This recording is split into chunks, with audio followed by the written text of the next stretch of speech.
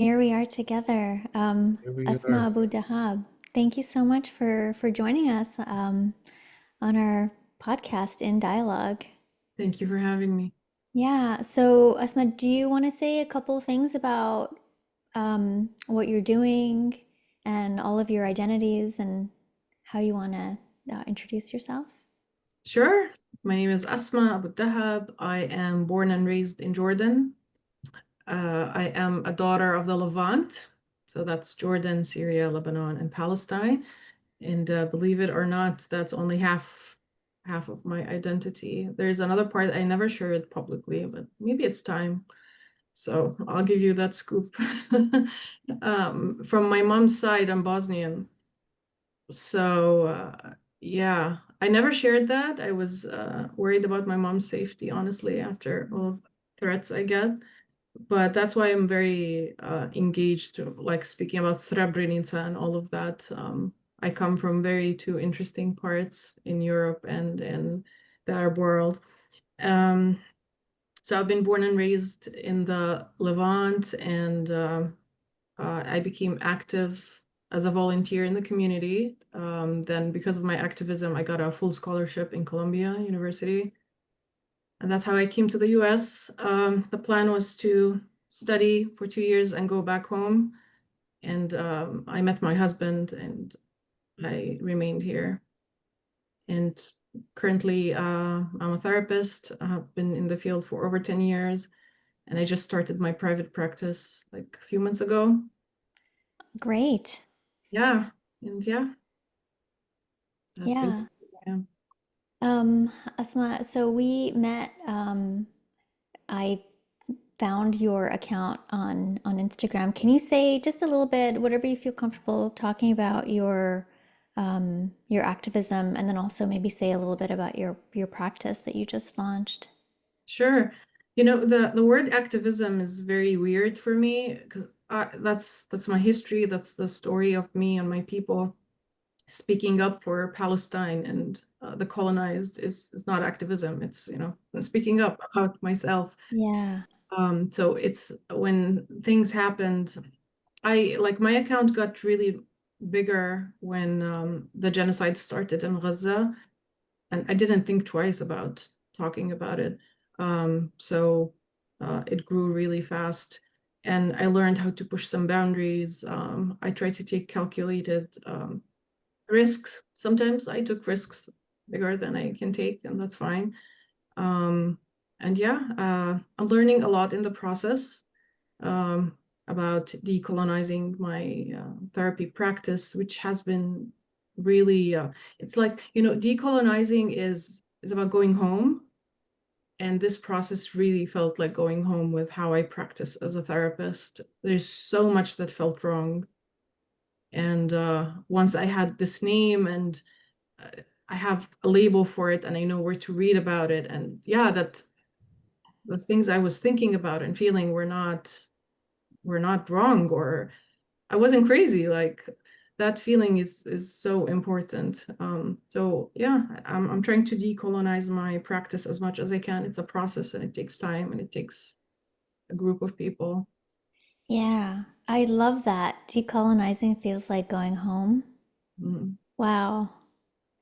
Yeah, every part of me feels like the truth of that. Yeah.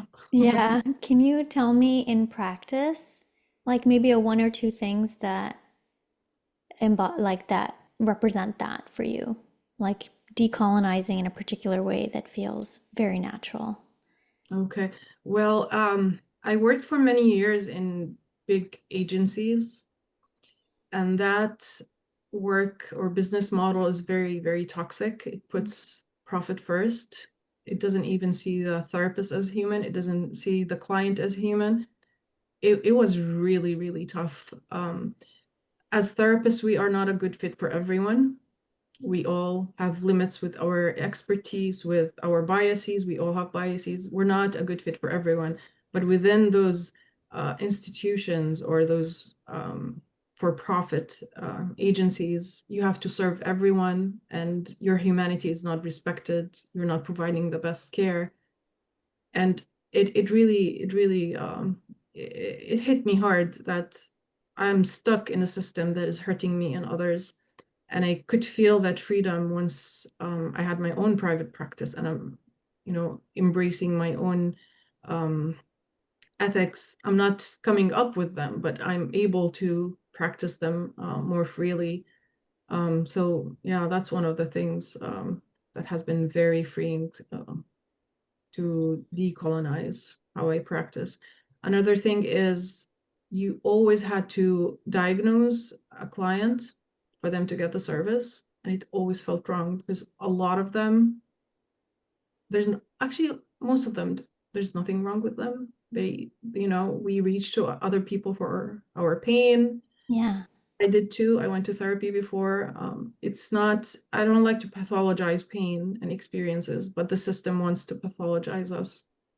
And now I don't do that unless the client wants me to diagnose them or they want that as part of their history documented. I don't pathologize pain. Yeah. I'm Mm. curious as I'm listening, Asma, what would you tell a therapist who, or a coach, or some kind of practitioner who's listening, who may want to decolonize and not participate in these practices, might not want to participate in not just diagnosing, but also insurance, and might not even want to participate in licensure? What would you say to someone who's struggling with trying to figure out how to decolonize their practice? Okay. Well, I'm not an expert on decolonizing, but I can share the few things that I learned throughout the years. Decolonizing cannot happen all at once. It's not like a package you just open and you're decolonized. Um, it's like mental health. It's a process and probably might never end. Um, Start with small steps. We are part of the system. We are part of the problem. We cannot just, stop the problem from existing. I'm licensed, for example, and I understand that this is legitimizing those institutions that are there to control us. But currently, this is the only way I can get therapy clients is to be licensed. But I might one day just not renew my license. And the funny thing, when I was doxxed earlier this year, they came after my license, and I learned that I can be the most wonderful therapist without that piece of paper that I pay for every couple of years. So I loved being doxxed, honestly. I learned so much from the experience. It freed me as a therapist to know the limits that I can cross, the things that I thought I cannot do without that piece of paper. So back to your question, take it one step at a time. Try to push the limits as much as you can. I wish I went to private practice earlier. Um, yeah, if time goes back, I would do it much, much earlier. So I'm not participating in those systems actively like I did before. One of the experiences I have with Sana in this podcast and doing these conversations is that with each of our guests, I'm often silently listening, just really taking in the person's presence and the narrative and what they're sharing. I've been in the field for a number of decades, and it has been in these experiences that voices that were yelling at me in the 1990s and the early 2000s are being validated every time I speak to a new clinician that has discovered these things. And what resonates with every part of me is whenever I meet a young clinician that is in that space, I tell them to trust their instinct, to trust the inner voices when they feel that wrongness. Um, ask questions, and at times when we're in systems where those questions are not allowed, try to find a tribe of people to talk to. And so I'm wondering, who's your tribe? Who do you share in this journey with? And I got to tell you, now meeting you in this space, I'm hoping you could join our tribe too. Oh, thank you. I would be honored. I would be honored. Who's my tribe? Well, in the therapy world, it's currently it's very, very lonely. The majority of my colleagues have been silent or supporting a genocide of my own people. And it doesn't matter that it's my own people, like it can be genocide is genocide, but it adds to the wound that those people, many of them knew me for years. I fed many of them. I'm very big on food, sharing food and bringing hummus and all that stuff to workplaces, and they remained silent or they looked the other way when they saw a live stream genocide. Um, During the last almost 2 years, only two colleagues checked on me. One was Haitian and one was Jewish American. That's it. No one else checked in. Um, Even in the therapy groups at the beginning, all of the support was for the colonizer, for the aggressor. You know, they wanted to donate their time to support Israelis. And, you know, imagine hundreds of people you interact with for support in the field, you know, showing up to give all they can to the people who are killing your own people. It's very lonely. But there are a few good people that I try to look up to. I found them online, honestly. There's one colleague that worked with me years ago. She's also anti-genocide, so I'm still in touch with her. But it's very lonely. It's a very lonely club for therapists. Um, I try to stay in touch with activists and people who are, you know, want to say no uh, to genocide. Mm, Yeah. mhm. Hmm. A Yeah. lot of people, they do stay silent out of ignorance, out of fear. Um, I'm often looking for people who are in the know as to how we help lure people out of that silence and bring us back into community. Hmm. You know, I think you're assuming that most people are just afraid to express, you know, how they feel. I might be pessimistic in this, but my experience has been most people are supporting that side of evil, that it has to be done. They find more in common between themselves and that aggressor. That's my experience. They see themselves in, you know, the technology and the advancement of Israel, and they don't see themselves in, you know, the backwardness of the Palestinian that has been implanted in their heads. Um, and I see it in our institutions, like my school, Columbia University School of Social Work is the first social work school in the US, and it has a long history.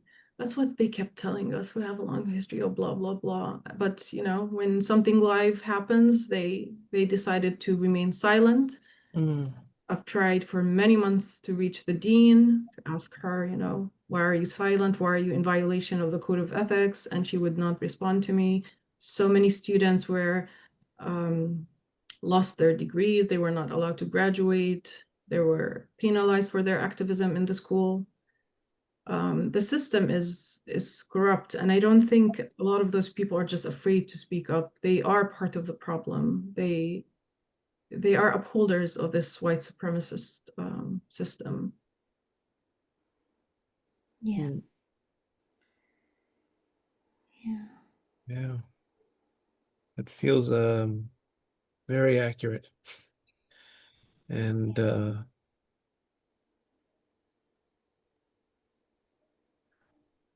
being in systems, yes, we by holding our licenses, we by holding them, we're somehow upholding. Too also thought about a time when I don't need this license.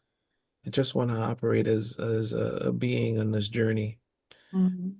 Um, Yet there are so many ways that the systems can co-opt our success and can punish us, and Yeah.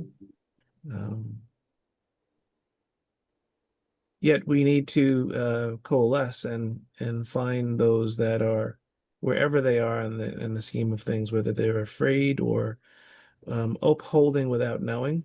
Go back to how we began the conversation when Sanaa said supervisor. Inside of me cringed like, um, I'll give you a little anecdote, but one of the people that I also supervise students with used to call the people coming in interns, and I used to regularly reject those terms, and I would call them colleagues, and I Um, almost want to call them comrades because I always knew that we're fighting battles on the front lines, but knew the system that we're in, the schools that send me the students tell me to call me and contract with my practice to call people certain things, and then they get in and I go, how would you like to be referred to? And we came up with some interesting terms. But it was a way of kind of fighting the battle, being rebellious within a system without having the system shut us down. And I remember at one point, I won't name institutions, NYU, but I remember at one point them pulling see, I almost did it. That's what we need help with. Because I almost used the term that I was fighting against. mm, And I have found in dialogue, come back to the goal of why we're doing this, mm, that when we face, so I will out myself as somewhat fearful to talk, yet I do, and I talk to people who inspire, empower me to do more and more of it. We craft ways that we can increase our power by coalescing together and continuing to have the dialogue and bringing more people into the mix and mm. creating critical mass of people. So if I had talked to you the moment in life when you decided, because I think I'm a little older, I like to think I'm younger, but I've been around for a long time, I would have said to you, start your practice now and get out of that oppressive system now. Yeah. And so I'm so glad that you did that. Question about your practice, though, and you're on Instagram, you're outspoken. What kind of clientele are you attracting? Okay, I'm still very young. I just became operational in June, so Mm-hmm. this is my third month. Um, my practice's name is Heart and Mind Therapy and Consulting. And a lot of, let's say, half of my clients are people I'm seeing pro bono. They're from Gaza or they're Palestinian, and I carried them with me. I've been a volunteer for like almost 2 years with other initiatives, and I carried those people with me, or they came to me, some of them came to me to the practice.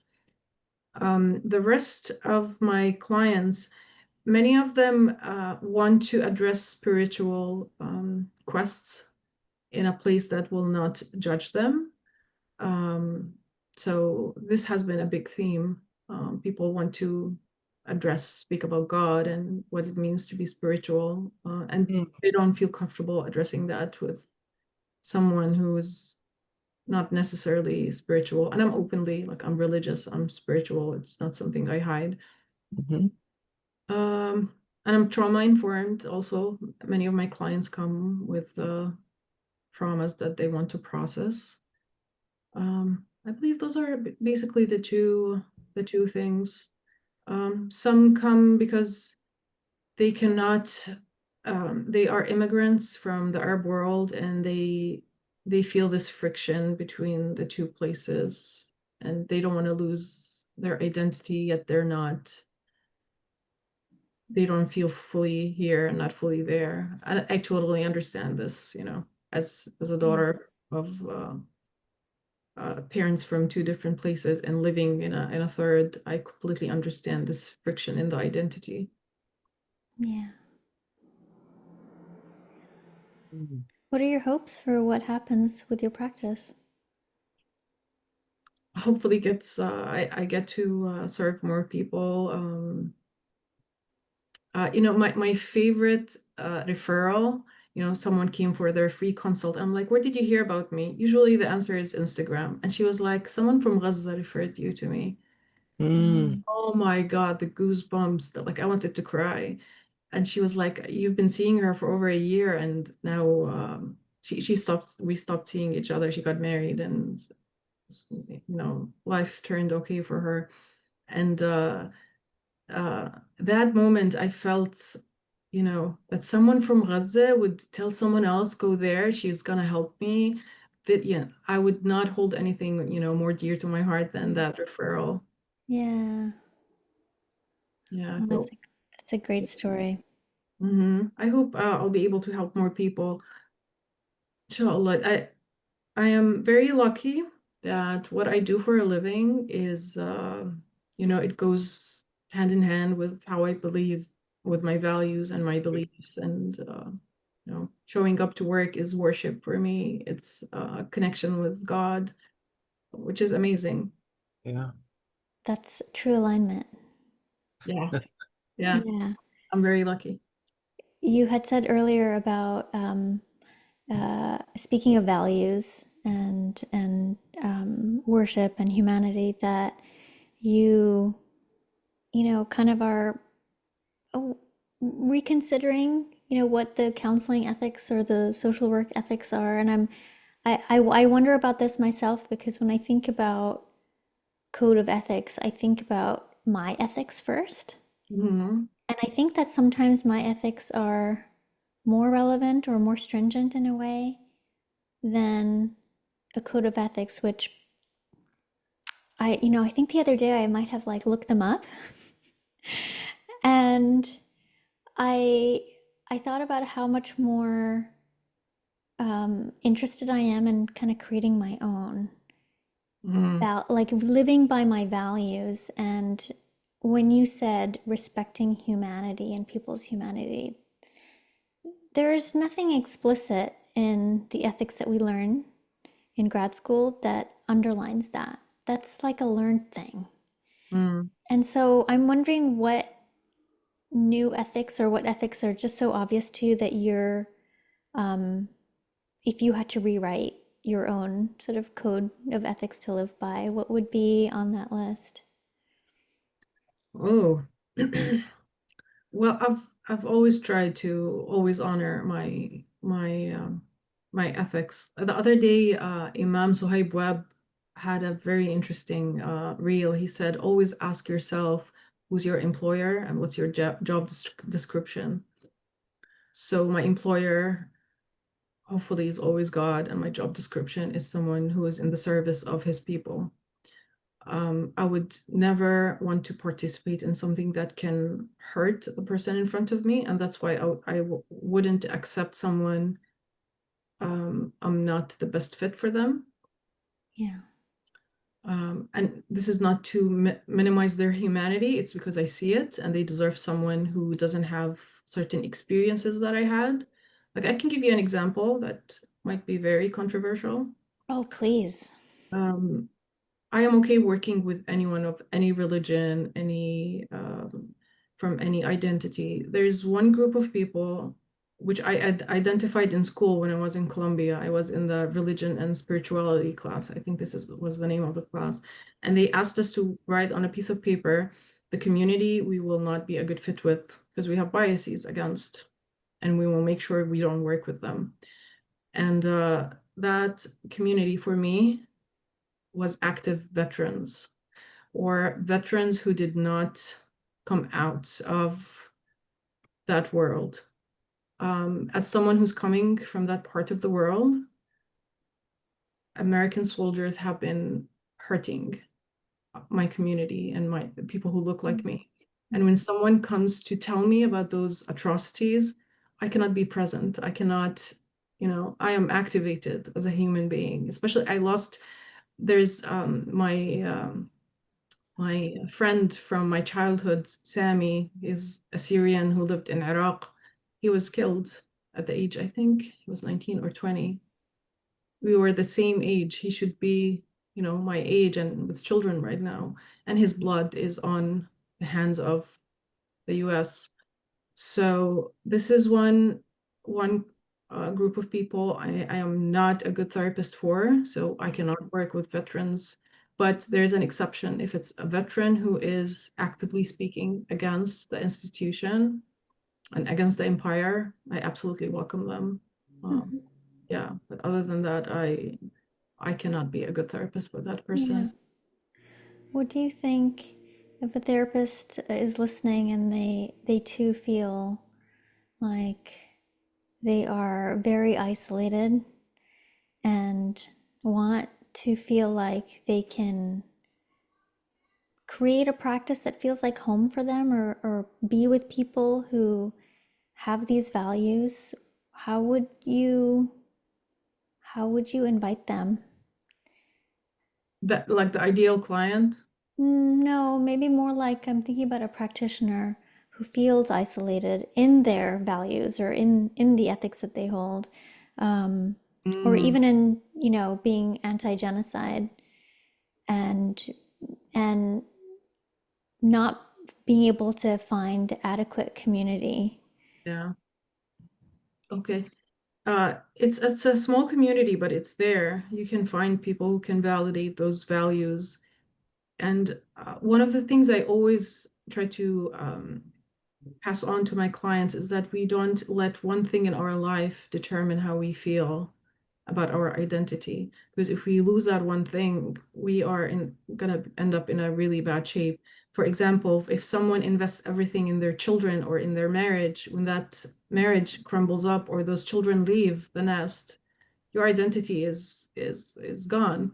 But if you're invested in your identity in different things, if you lose one thing, you can refocus on the other things. So I would tell those people to try to invest in other things. If that community of supportive practitioners who share similar values is not that available, find your people in another thing. Maybe at work they're not there, but you can find them in volunteering, in activism, possibly in helping others in online communities. Yeah. Yeah, we come back to the value of being together. Mm-hmm. Yeah. And the value of having core values that can allow you to diversify the things that you can spread those values and yourself into. Absolutely.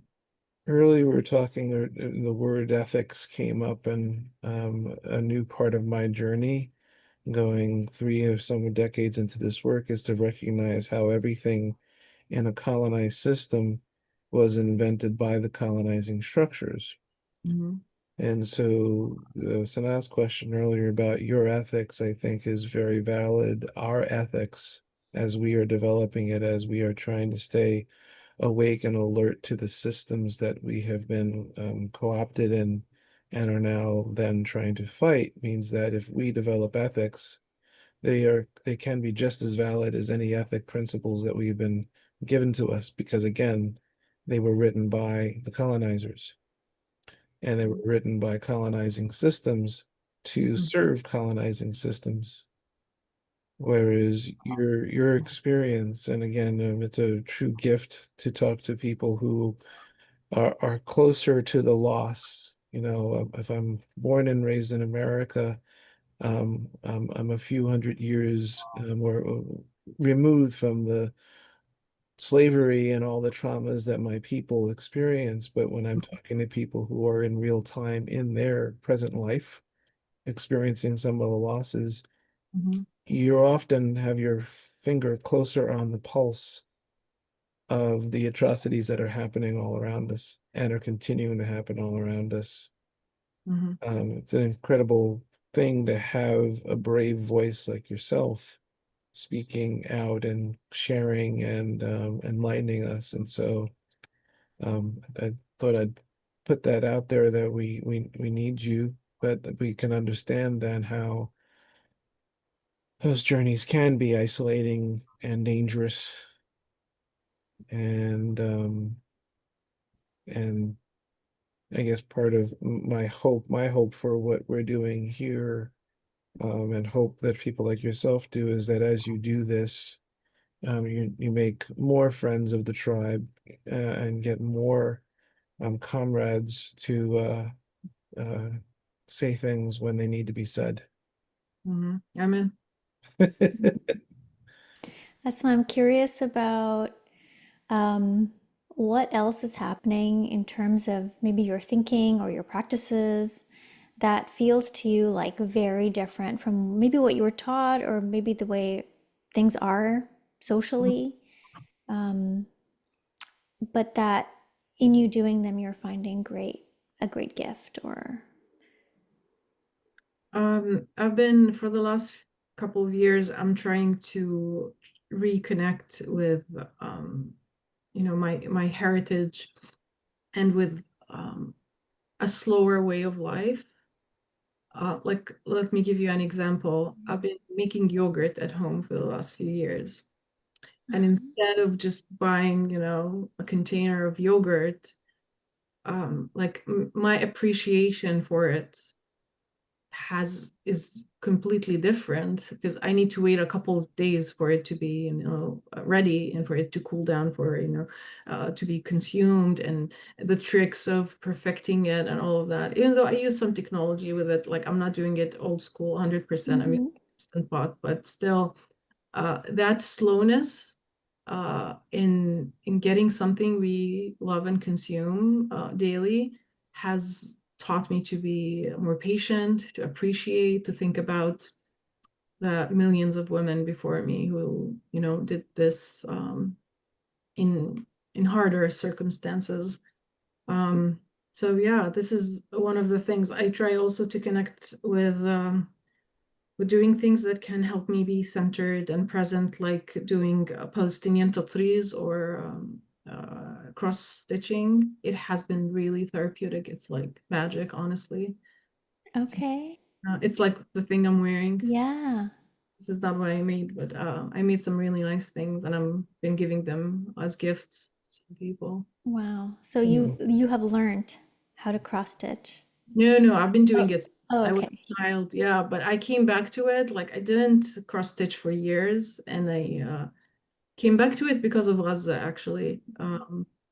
And it's amazing with every stitch. I just keep thinking about the millions of women before me in that part of the world and the diaspora who have been, creating those motifs and those designs and the stories that, they passed on. And, and now I taught it to my children now. The other day, everyone was doing tatreez. We had a tatreez night at home. Yeah, it was really, really cool. Yeah. Oh, I love that. Yeah.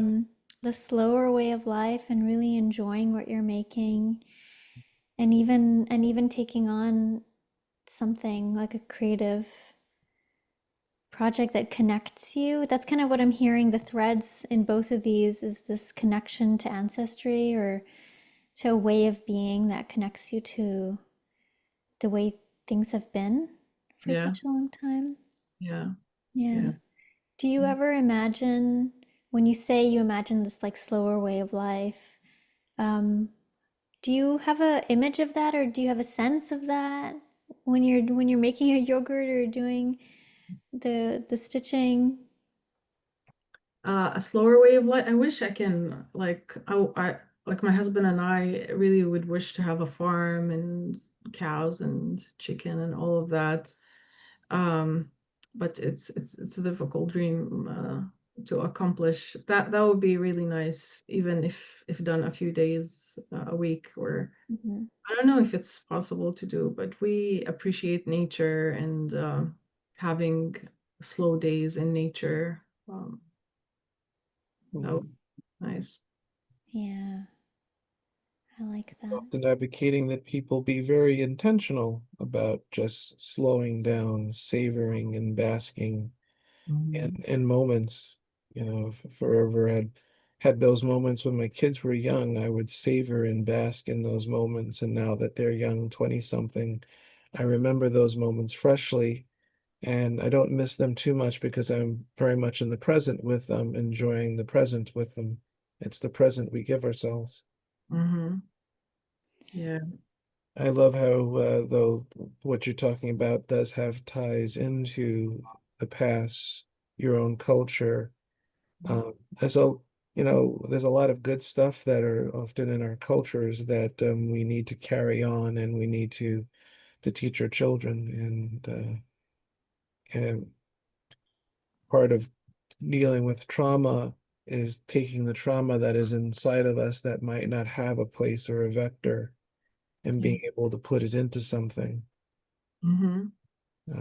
whether we're creating or making something, and Mm. definitely resonates that you're doing it from something that you've known and is part of your culture. Mhm. I'm curious to know, Asma, as you do the slower projects Mhm. and you slow down, what is shifting inside of you, if anything? Or what are you discovering or finding out? Oh, a lot. Like I recently did a tatsriz project, but it was so different than anything I did before. I can show it to you if you want. Oh, Mm, yeah. Yes. Let me grab it. Okay. great question. That reminds me of the arc in our podcast where we're looking for the wisdoms that people are discovering as they go on this journey. Yeah. Great So, question. oh, sorry. No, go ahead. Okay, so I just finished this and I ironed it. This is the 99 name of God in Islam. Wow. Yeah. So this was so different for three reasons. It was like a spiritual practice. Number one, with every name of God that I was, cross-stitching, I was thinking about the name, like Yeah. the most merciful, the most magnificent. And that felt very, very deep. Like for 5, 10 minutes, I'm thinking about one name and thinking how it, what it means and how I can feel that name in my life. The second thing is I was thinking about Palestine and the millions of women before me who invented this art. And the third thing, this kind of writing is from Iraq. It's called Mm. Kufi. And I also was thinking about Iraq and the civilization there and the beauty of this art of how they write and how the words interlock and all of that. So three identities at least were so intimately playing in my head and helping me relax and grow and change. This was an incredible experience. Yeah. You said change. In Mhm. what way? I feel like I need to connect more with the meanings of the names of God. Like there are so many names. I had to double check. I forgot that they existed. Um, change in the patience in doing something like this. Like I couldn't feel my fingertips when I finished. It took so many hours of work. Mm, Patience, to endure all of that so you can get something beautiful. Uh, mhm. yeah, and the slowness can change us. Like I remember Yeah. doing working on this one day, we got a really nice weather here in North Carolina, and it's usually hot, but we got a couple of beautiful days. So I took my trees and I sat in outside like for 6 hours, just Wow. trees and stitching. God bless my husband; he took care of the children. I just wanted to be in nature and doing this. It was incredible. Wow. That sounds amazing. I have some woods near my home, and I have been going on long walks and on there are some days where the walk calls to me. Mhm. And so I go and I notice that lately I've been walking very slowly and stopping and sort of considering the leaves. And in the woods, the leaves have already started to fall. And so it's almost like a different world in there that it's it's this there's a slowness Mm. in it. So when you're talking about the slowness and kind of like the patience, it's yeah, there's something that feels so true in that the slowness teaches you something. Mm. Yeah, if I may add, this slowness is a privilege that I always keep thinking that it's a blessing. People in Gaza deserve the slowness. People in Sudan deserve it. People in Congo, people, marginalized communities everywhere deserve to have slow, boring days Yeah. instead of the horrors that the empire has inflicted on them. Yeah.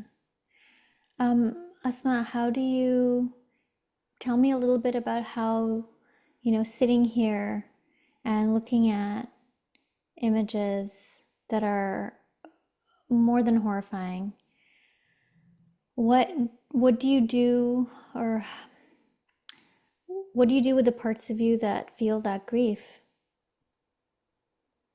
Um, I feel it. I try to feel it. If I need to scream or cry, if I don't feel I can watch something, I skip it. Like today, I saw a newborn who was injured in the abdomen, just a few days old, probably will not live. I could not, like, I could not Mm, finish one. Sometimes I can, sometimes I cannot. Um, like anyone else, I go through this cycle of, desensitization, then I watch a little bit less and I then feel again. Um, I don't think there is a perfect way to watch a genocide. Um, the colonizer didn't give us the tips, I guess, of how to survive it, other than actually they did. And that's a lot of my clients also come to me because their therapist told them to stop watching the news and stop mm, following the genocide. And they're like, I can't, I have to. yeah, And that's why a lot of my clients came to me because they want to talk about the genocide. yeah. So we need to honor our humanity and our limits. I don't think anyone can watch everything or be engaged with it. Know your limits and work with them. We need to be functional to help change what's going on. If it's affecting how you're functioning as a human, as a parent, or as a partner, you need to take a step back and um, focus on taking care of yourself, and we will hold the spot for you. Then you come back and continue with us. Mm, yeah. Can you tell me, Asma, about, in keeping with the theme of new or new ideas or new kind of really radical things, what is a way to push back or to, I don't know what words to use, survive? Um, or, yeah, what is a way to, what is something new that you're doing, a new practice for your own way of um, pushing back against colonizing forces? Um, what is something that you might lend, a practice that you might lend to those who are listening who want to try something? Hmm. I think each one of us would have different circumstances. So what I might become, even for myself, one day I might have the courage, for example, to wear my kufiya and walk outdoors with my children. Another day I might be too worried for their safety, so I don't do it. But one of the important things for me to push back is to hold on to my identity, to my faith, to my culture, show it publicly, not to be apologetic about any of it, to be fully Muslim, fully Arab, fully Bosnian, to be fully human. I don't need someone's permission to look a certain way or to talk about certain subjects. And I understand that I cannot, like, it's a dream to do it, however I want, or like the other day, I was walking with my children down the street. I wasn't wearing a kufiya, just my hijab. And this huge truck um, drove by, and the driver shouted the B word at me. Mm, And just because I'm wearing a hijab. And the one thing I was praying for is that my daughter did not understand what it means. I just kept walking as nothing has happened because like the trauma, imagine, of you walking with your mom and she being called the B word for no reason. I don't think she heard it. And my other child is a baby, so I didn't worry too much. But this is part of our life. Sometimes we might be scared to show up who we are, but I always pray for the courage to show up as who I am. And yeah, I mm, pray to God to give me that courage because I don't want to be small for the colonizer and for the oppressor. mm, yeah. What is your definition of brave? Brave. Yeah. I think brave is fearing God and no one else. Hmm. Yeah. Yeah. And yeah, I think that's it. But we're human and we're not perfect, and we're not always in that alignment and with God. And not everyone is a believer or have good relationship with their source. Thankfully I do. And without it, I think life would be so much harder if I don't have that source in my life. Yeah. Mhm. Yeah. Yeah. You point to the balance between doing what is within your own values, doing the right thing, and the reality of being afraid. Yeah, Hmm. yeah. We're human after all. And the people in Gaza and in Sudan and in Congo, they're not superheroes. A lot of us would superhumanize them, and we need to stop doing that. They're humans just like us. They get tired, they smell, they get hungry, and they're not perfect human beings. Some of them do bad things, some of them do good things. And there is no reason on earth to justify doing what is happening right now to any group of humans. Zero.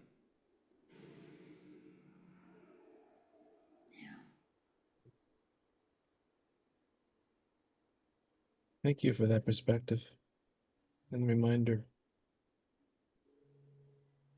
You're welcome. Reality is real. Yeah. It is. Yeah. Hmm. I'm thinking about how, in a way, my relationship to um, the world and to hope has changed so much over the past many years of even just growing up and becoming an adult and then becoming a parent and then being more aware of what was going on in the world. Mm. And I wonder about how to, there are certainly days where it feels like, oh, well, we live in a world and it feels very lonely or hopeless. Mm. Um, that there's only luck, and if it's written for you to survive in a certain way, that's what will happen. Mm. And that can feel really hard. And so I'm wondering on when when and if you have moments like that, what is something that you might tell somebody who feels kind of hopeless? Whoa. Um, Usually from my experience with clients and with myself, if there's no source, higher source for that person's values in life, it's going to be very difficult to create that hope or reignite it. So faith is very helpful. Community is very helpful to create that hope. Yeah, without them, there's very little reason to want to live. But community and faith, um, seeing the humanity in each other, hopefully can help someone to keep existing and doing something about this world. Mhm. It's very difficult to exist right now, honestly. But like this has been happening for a long time, not just in Palestine. There has been a lot of dehumanization of people throughout history. It's just, I think for the first time in history, we see it on our phones Yeah. 24/7. Yeah. This is the difference in the human experience right now. And if for us, we are in the US, we are also participants with our tax money, with Yeah. we're participants in this in somehow.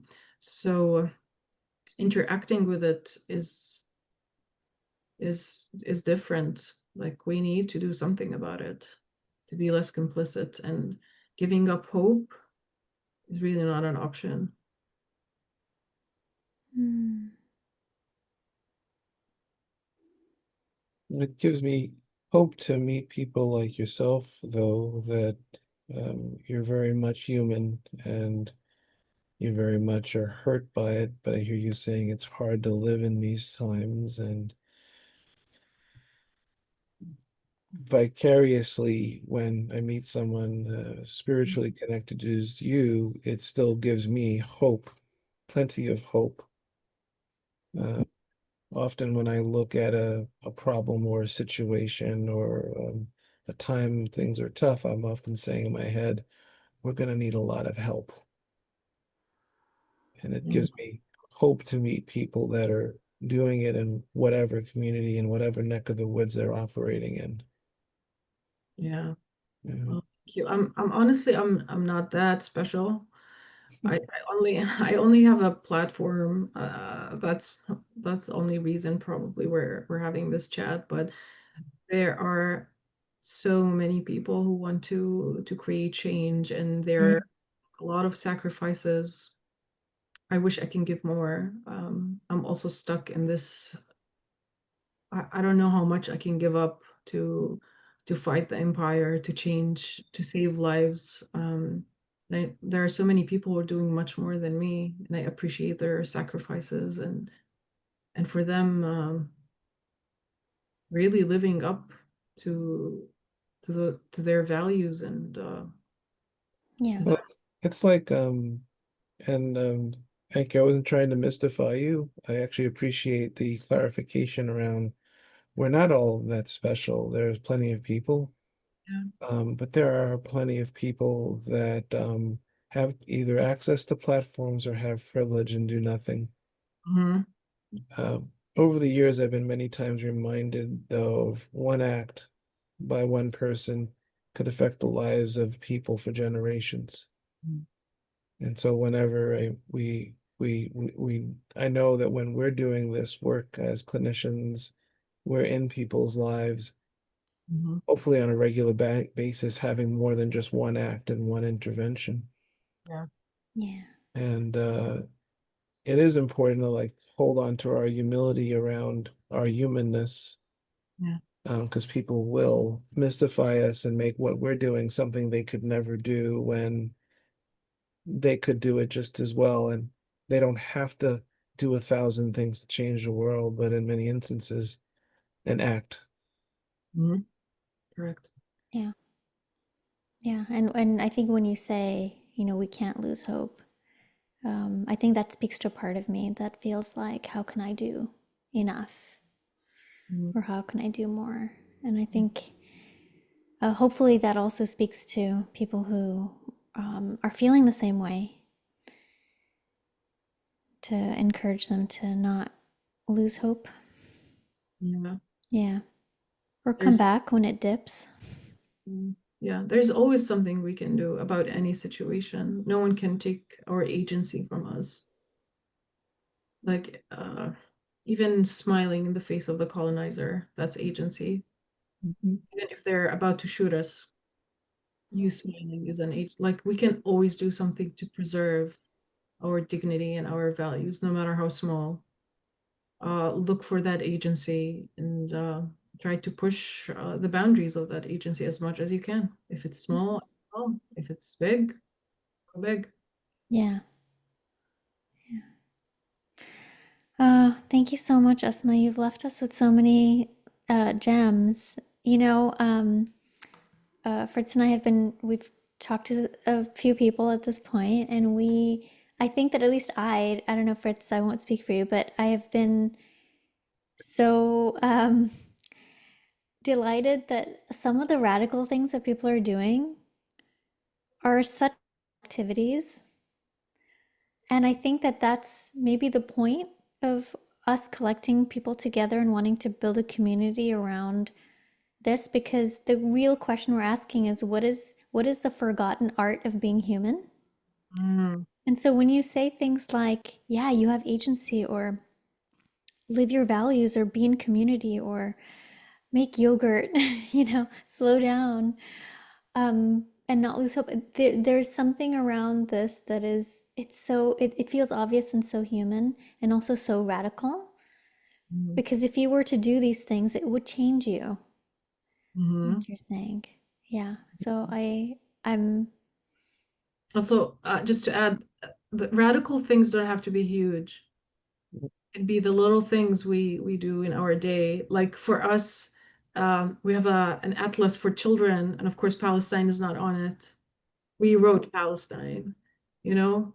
Yeah, even that little line. I taught my children something small, and that is radical. And I hopefully when they grow up and they see a map in school, they would do the same. They would write the right name. yeah, I love that. Yes. Sometimes the most powerful thing we can do are those small things, or in the face of hate being thrown at us, we maintain our path and maintain our core and our dignity and do our best. Absolutely. Absolutely. And That, there's yeah. more that we share than that makes us different. We're all human, regardless of how we choose to live or to worship or to do certain things. We all are human. We all want to live in peace and in justice. Justice is actually more important than peace. Peace follows justice. And we deserve slow days, like I said. We all deserve slow days and to make yogurt in the peace of our homes. Oh, that's a Beautiful. wonderful, wonderful wish for the world. Beautiful. Yeah. Thank Thank you you. so much, Asma. Thank you for having me.